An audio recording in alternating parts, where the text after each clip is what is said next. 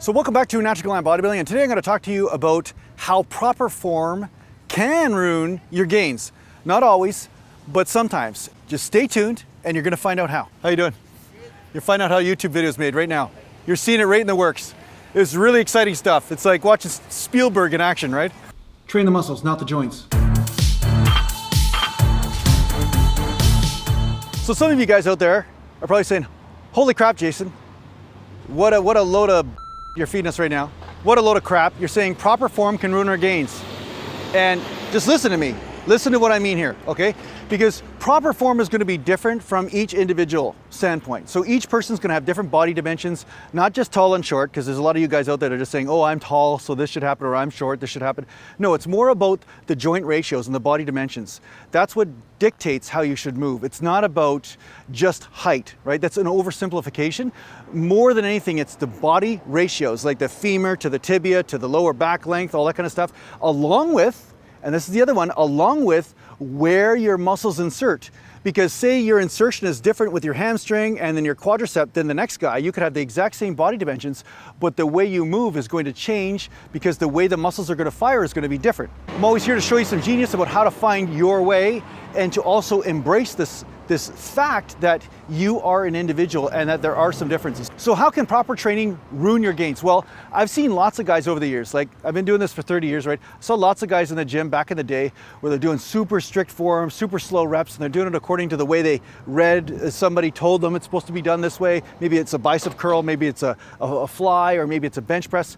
But at the same time, you could see that they were not making any progress.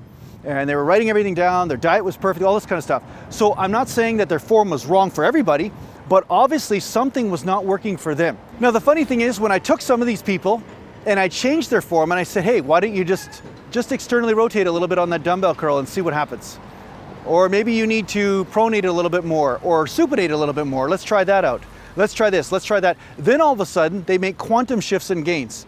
And they're like, oh, but that's not the way I read. That's not the way I'm supposed to do that exercise. Like, why are you adjusting me this way? I'm like, well, because the natural way your body wants to move is not the way that you read.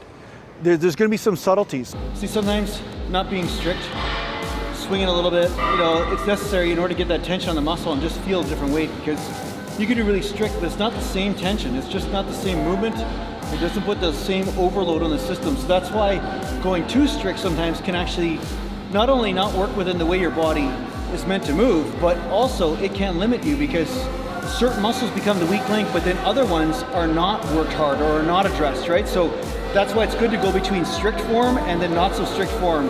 And as long as you're not risking injury, then I'd say it's okay to deviate a little bit, right? So you don't have to go crazy on it, but what I'm saying is just deviation is okay.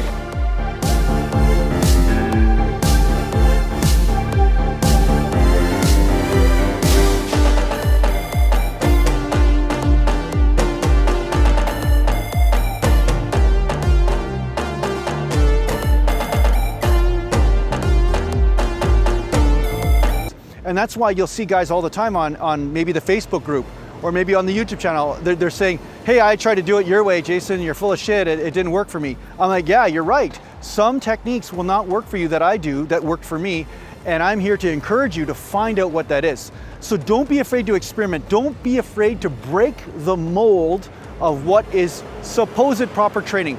Now, I'm not saying to go crazy. I'm not saying to go CrossFit on this, because we know that there are some rules that should not be broken, such as momentum, rounding the lower back with massive amounts of weight, and taking the pressure off the muscles altogether and just putting the pressure purely on the joints. That's not going to be something that's going to help you have a long career in bodybuilding.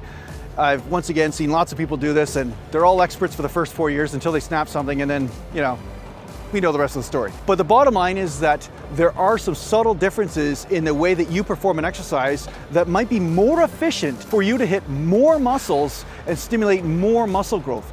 So for instance, I did a 2-year experiment, or 3-year actually, of high bar squats with 4 plates I was doing. You saw me do it for a set of 20, 25 reps. But the bottom line is that I noticed that when I go low bar squatting, I hit different muscle groups. Now, do I bring in a little bit more lower back? In one way I do, because the range of motion is different, but also the center of gravity is different. So that way my lower back might be hitting failure, but it's not necessarily getting more pressure. And I do notice that I can actually engage more of the hips and the hamstring, and also protect the knee better when I'm doing a low bar squat, and that seems to be more efficient for me.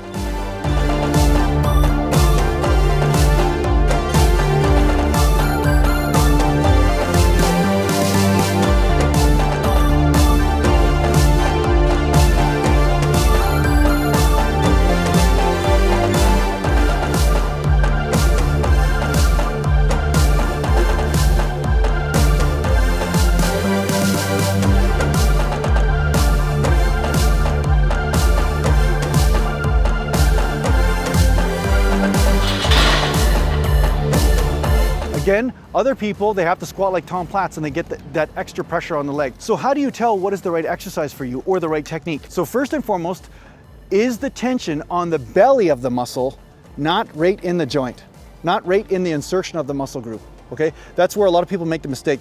They just reef their joints around, reef their muscles around, and then they're feeling pressure all over the place, and they say, oh, that's good tension. Well, there's efficient tension as well. So tension itself is going to make a change in your body, sometimes for good, sometimes for worse. But if you want to be really efficient, you make those subtle changes to make sure the tension is in the belly itself. And that's what's going to make the biggest difference in your training. That's what's going to make your muscles make a quantum leap in gains. This stuff is like gold that I'm giving you right now. This is absolutely the secret to gaining muscle mass that most people, because they're purists, and they're fanatical about their thinking, they never stumble across this, and then they basically struggle to make muscle gains. That said, don't be afraid to try different techniques. Don't be afraid to try different angles. For instance, when I'm doing incline curls, I bring the dumbbells straight forward sometimes. Sometimes I'll bring them out. Sometimes I bring them like this and then bring the elbows forward to get that extra contraction. Because back in the day, I used to bring them up and then like this, and basically externally rotate the arms and bring them all the way up, and I noticed I got a lot more bicep gains from that. Now I don't do it as much just because of the shoulder dislocation injury, and I noticed that sometimes it may irritate the joint. So that's why my technique kind of changed on that exercise, but that doesn't mean that you can't experiment with that technique as well. So again, remember, there's no right way to do an exercise for everybody. There's just the exercise that's the most efficient for you and the technique that's the most efficient for you that keeps that tension on the muscle belly and not on the joint, and it causes an overload type principle on that actual muscle that you're working, and that forces growth. So I hope this helps you out in your training. Thanks a lot for watching. Make sure you share my stuff and you click the bell icon down below and the subscribe button, all that kind of stuff. And thanks a lot to the Patreon supporters. There's a couple more of you now. I'm really happy about that because it really helps me make this content. And if you need to get hold of me, just go to naturalgallantbodybuilding.com. So if you're wondering why I'm standing in a school parking lot, I was just here doing the music video for Todd Richard, the King of Crown. If you haven't checked him out on iTunes or Spotify or anything like that, check him out. He's actually really good. And I'm gonna be filming and producing his YouTube video. So I'll include some little snippets and clips here and there if you guys wanna see behind the scenes of what I do when I'm not doing YouTube videos for fitness and working out, right? So thanks for showing up. Thanks for coming to my channel again. And remember, mountain.